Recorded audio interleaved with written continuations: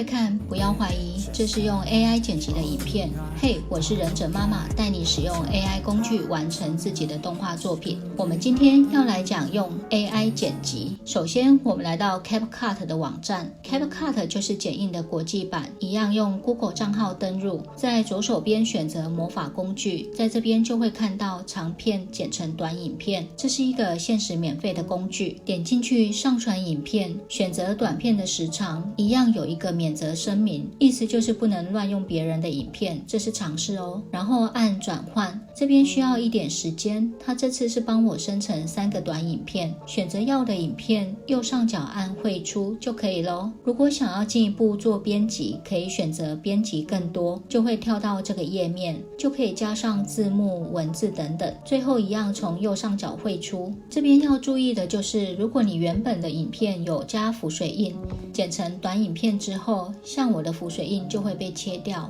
至于剪得好不好呢？这个问题其实很主观，只能看 AI 的想法跟你的是否一样咯。如果你很有想法的话，影片自己剪会比较快，但如果没有什么特别想法的话，可以试试看用 AI 剪辑，看会不会有什么惊喜或灵感。这个功能在手机或平板的 CapCut 也可以使用，但有点不太一样。开启手机版的 CapCut， 往上滑有一个自动剪片，上传影片，它自动分析影片后会有好几个版本可以选择，包含了运镜、特效和音乐，但是滤镜跟调色要自己后置，选择你满意的版本，右上角按汇出，解析度要记得选择 1080p， 它的预设是 720p， 然后储存到装置就可以咯。储存之后，在草稿这边也会存一份，可以做编辑、微调内容。例如我不喜欢这个样板的文字，我可以打开草稿，删除这个文字，再另外存一个档案就可以咯。或是我不喜欢这个特效，一样打开草稿，删除这个特效。如果想再加其他的文字或声音，也可以直接编辑，是不是很方便呢？一只手机就可以搞定哦。这边要注意的就是你的影片不能太长，太长的话就要自己先初剪，再丢给 AI。超过多久才叫太长呢？这边没有明确说明，